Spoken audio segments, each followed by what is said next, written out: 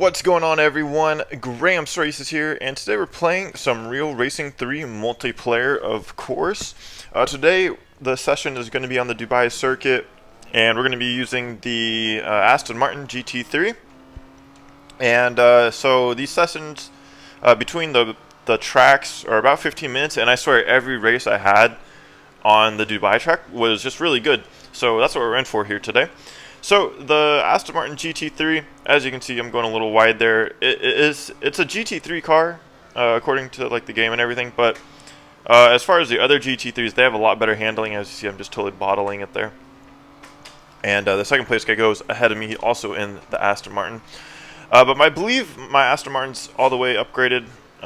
So we have that to work with at least. I know a lot of others, people with the Aston is also upgraded. It's not one of those cars where you need a lot of the in-game currency to upgrade and everything. So more people have this car, and a lot of people haven't upgraded. So it's a good time basically. I like when Real Racing, I know with their multiplayer, how it works. If you guys don't know already, every week or so it comes out with a new cycle of multiplayer, and so basically with that cycle you get 3 new cars, and you only get to choose from those 3 cars.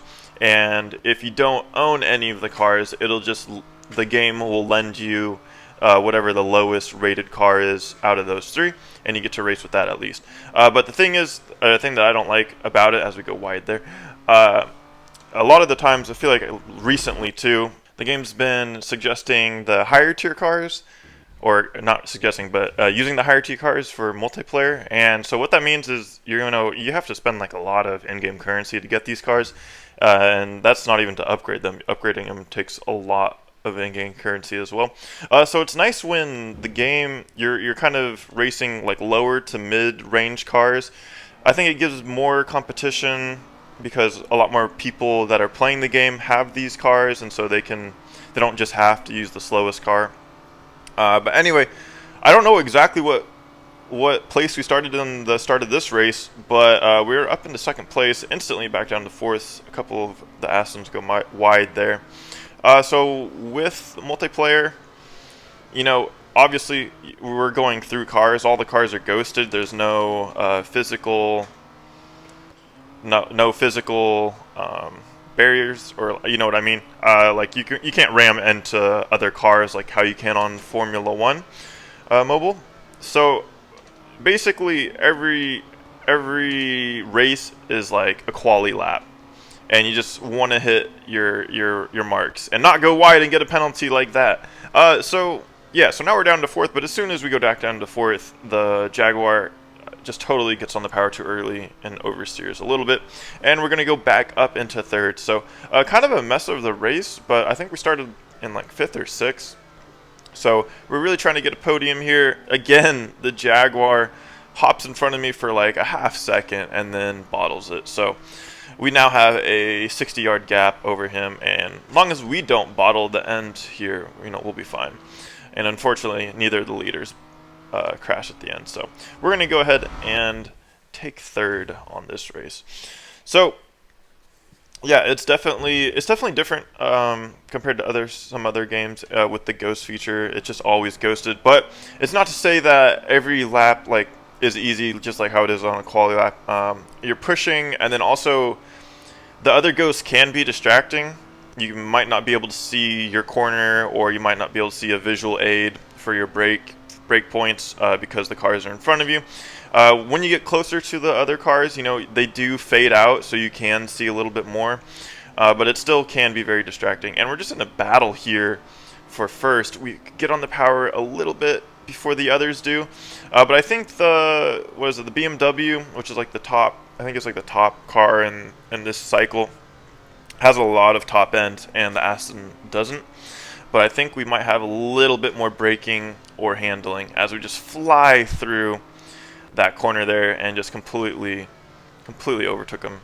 And again, just going, it seems like a lot of cars go deep in that corner. I don't know why.